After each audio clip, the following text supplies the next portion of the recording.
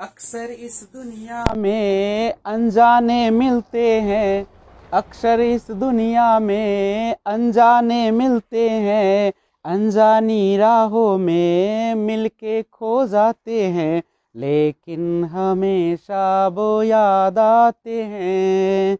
अक्सर इस दुनिया में अनजाने मिलते हैं, अनजानी राहों में मिलके खो जाते हैं, लेकिन हमेशा वो याद आते हैं। Hello friends, this is Vijay Raj Pushp and welcome to learner eyes by VRP. तो आइए एक बार फिर से मैथ पेडागोगी के अंतर्गत आज हम लोग देख रहे हैं आकलन और मूल्यांकन। जैसा कि मैंने पार्ट 19 अपलोड किया था तो उसमें बताया था कि मूल्यांकन क्या होता है, लेकिन आज पहले आकलन के बारे में जानिए, उसके बाद हम जानते हैं दोनों में। सबसे पहले आकलन होता क्या है।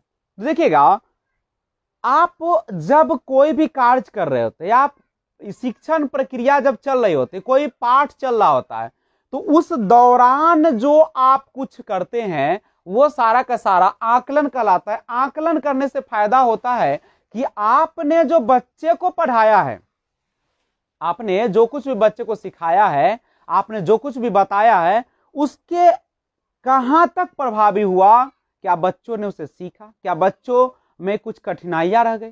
तो इन सारे चीजों का पता लगाने के लिए हम आकलन करते हैं। आकलन आपके शिक्षण का एक बेहतरीन टूल्स होता है, जिसके माध्यम से हम बच्चों की कमियों का पता लगा लेते हैं। और चूंकि अब बीच बीच में चलने वाली प्रक्रिया, उसके दौरान चलने वाली प्रक्रिया है, इसीलिए हमें सुधार की भी गुंजाइश इसमें बनी रहती है। तो अब हम लोग देखते हैं आकलन। और जबकि मूल्यांकन क्या आपने जानते होंगे, पिछला वीडियो देख लीजिएगा जाकर फिर से। मूल्यांकन जो होता है वह किसी चीज के दौरान नहीं, किसी पाठ के दौरान नहीं, किसी विषय के दौरान नहीं, ये सत्र के अंत में, पाठ के अंत में या कार्य की समाप्ति के उपरांत यह मूल्यांकन किया जाता है, जिसमें हमें पता तो चलता है, जिससे शिक्षण व्यवस्था भी की प्रक्रिया सुचारू रूप से चलाने में मदद करता है। तो आइए हम लोग देखते हैं आकलन और मूल्यांकन के बारे में एक विस्तृत व्याख्या। सबसे पहले आपको बता दूं कि आकलन और मूल्यांकन दोनों का उद्देश्य होता है बच्चों की क्षमता, अनुभूति तथा अधिगम का मापन करना होता है। यानी बच्चों की क्षमता, उनकी अनुभूति और उनके अधिगम का जो मापन करते, किसके माध्यम से, तो आकलन और मूल्यांकन के माध्यम से करते हैं। आकलन की प्रक्रिया मूल्यांकन करने के लिए की जाती है, अर्थात आकलन मूल्यांकन के दौरान होने वाली प्रक्रिया है। आकलन क्या है, तो मूल्यांकन के दौरान होने वाली प्रक्रिया है। चूंकि जब मूल्यांकन लीजिएगा उससे पहले आप क्या कर लेते हैं, बच्चे का आकलन कर लेते हैं। आकलन एक संक्षिप्त प्रक्रिया है, जबकि मूल्यांकन एक व्यापक प्रक्रिया। आकलन किसी एक ही चीज को लेकर चलता है, जबकि मूल्यांकन पूरे हर चीज को लेकर चलता है। मूल्यांकन का अर्थ है मूल्य का अंकन करना, अर्थात किसी वस्तु का मूल्य निर्धारित करना। आकलन के बाद मूल्यांकन किया जाता है, यानी सबसे पहले आकलन किया जाता है, उसके बाद मूल्यांकन की जाती है।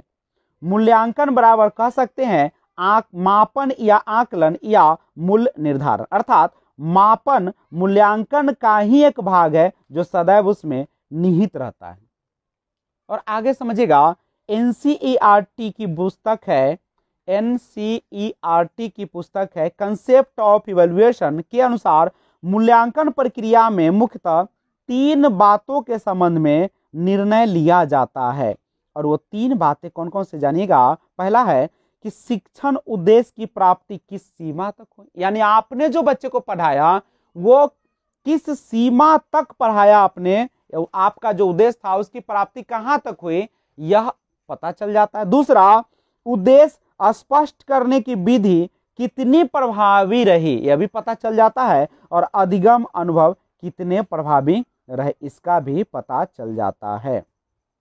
अब मूल्यांकन की परिभाषा की अगर हम बात करें तो अलग अलग लोगों के द्वारा, अलग अलग कमीशन के द्वारा अलग अलग उसकी परिभाषाएं दी गई है। जैसे कोठारी कमीशन ने कहा कि मूल्यांकन एक क्रमिक प्रक्रिया है जो कि संपूर्ण शिक्षा प्रभावी का, या फिर से सुनिएगा, मूल्यांकन एक क्रमिक प्रक्रिया है जो कि संपूर्ण शिक्षा प्रणाली का एक अंग है जो शिक्षा के उद्देश्यों से घनिष्ठ रूप से संबंधित है। लेकिन टारगेर्सन एवं एडम्स के अनुसार मूल्यांकन का अर्थ किसी वस्तु या प्रक्रिया का मूल्य निश्चित करना है। तो अलग अलग संस्था के द्वारा अलग अलग परिभाषाएं पेश की गई, लेकिन अगर हम सामान्य तौर पर देखें तो मूल्यांकन एक ऐसी प्रक्रिया है जो किसी सत्र, किसी पाठ या किसी विषय वस्तु के या किसी यात्रा, जो कुछ भी कहिए, के अंत में की जाती है। अब जानते हो मूल्यांकन की प्रकृति, नेचर ऑफ इवैल्यूएशन, हर चीज का अपना एक नेचर होता है, अपना प्रकृति होता है। तो ये कैसी है? तो मूल्यांकन एक सतत प्रक्रिया है, निरंतर चलने वाली प्रक्रिया है। मूल्यांकन का क्षेत्र जो होता है से कैसा होता है? व्यापक होता है। मूल्यांकन के द्वारा तीनों पक्षों के उद्देश्यों का मापन किया जाता है। मूल्यांकन में गुणात्मक तथा परिमाणात्मक दोनों ही प्रकार का निर्णय किए जाते हैं। अब आते हैं मूल्यांकन की प्रविधियां को भी बारे में देखते हैं। जैसे कहता है कि उद्देश्य एवं विषय वस्तु की प्रकृति को ध्यान में रखकर ही मूल्यांकन की प्रविधि का चयन करना चाहिए। मूल्यांकन की किसी एक प्रविधि को हम सभी उद्देश्यों की प्राप्ति के लिए प्रयोग में नहीं ला सकते हैं। अब कुछ मुख्य मूल्यांकन प्रविधियां निम्नलिखित, यानी आप मूल्यांकन जो करेंगे उसकी विधियां हैं अलग अलग। तो जैसे लिखित परीक्षा लेकर आप मूल्यांकन कर सकते हैं। इन परीक्षाओं में निबंधात्मक प्रश्न तथा वस्तुनिष्ठ प्रश्न मुख्य है। निबंधात्मक परीक्षाओं में छात्रों को विस्तार पूर्वक उत्तर लिखने होते हैं। और दूसरा है मौखिक परीक्षाएं। इन परीक्षाओं द्वारा छात्रों की उपलब्धियां या उपलब्धियों के उन पक्षों का मूल्यांकन किया जाता है जिन्हें हम लिखित परीक्षाओं द्वारा नहीं माप सकते हैं।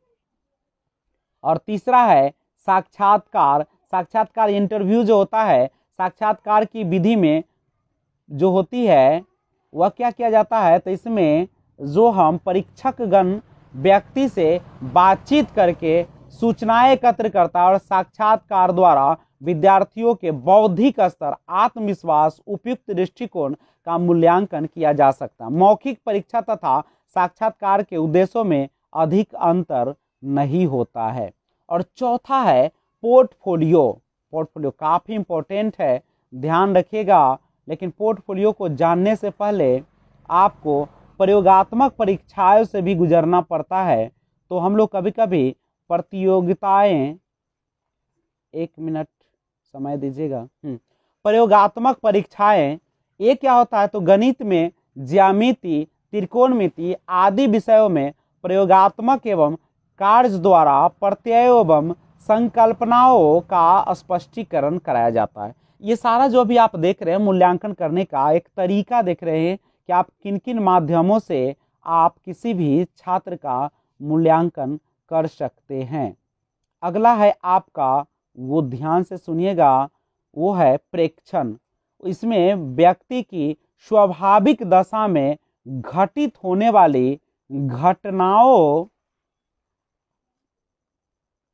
घटनाओं तथा परिवर्तनों का अभिलेख तैयार किया जाता है। उसके बाद आता है पोर्टफोलियो। इसके द्वारा छात्र के कौशलों का मूल्यांकन को संग्रह किया जाता है और समय की एक निश्चित अवधि में विद्यार्थियों द्वारा किए गए कार्यों का संग्रह है। ये रोजमर्रा के काम भी हो सकते हैं, जैसे बच्चों के भाषा विकास, क्रमिक प्रगति का रिकॉर्ड रखना। देखिए पोर्टफोलियो के अंतर्गत सारा होता है, शैक्षिक और सशैक्षिक दोनों होते हैं। उसमें बच्चे ने जो पेंटिंग्स या किसी भाषण प्रतियोगिता में भाग लिया होगा, उन सारे चीजों का एक संग्रह रहता है उसमें, यानी हर चीज का रिकॉर्ड होता है। संचित अभिलेख होता है।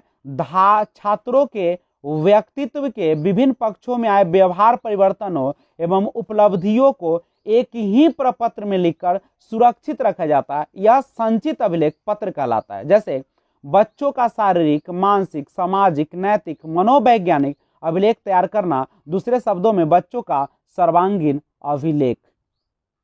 और अगला है निर्धारण मापनी, रेटिंग स्केल। रेटिंग स्केल जो होते हैं बच्चों की योग्यताओं एवं उपलब्धि को इस तरह जांचना कि वह किस स्तर की है, इस बात का निर्धारण करने के लिए निर्धारण मापनी का प्रयोग किया जाता है, जैसे ग्रेड देना, ये भी शामिल होते हैं। अब आता है निर्धारण मापदंड, रेटिंग स्केल, जिसके बारे में आपने जाना। तो ये सारा जो था आपका मूल्यांकन करने की, आकलन करने की विधि के बारे में आपने जाना। आई होप आपको ये वीडियो अच्छा ही लगा होगा। अगर आप नए व्यूअर्स हैं तो आप इस चैनल को सब्सक्राइब करें और घंटी को दबा दें। Thanks for watching, keep watching. जय हिंद, जय भारत। मिलते हैं फिर एक और बेहतरीन वीडियो के साथ मैथ पेडागोगी के।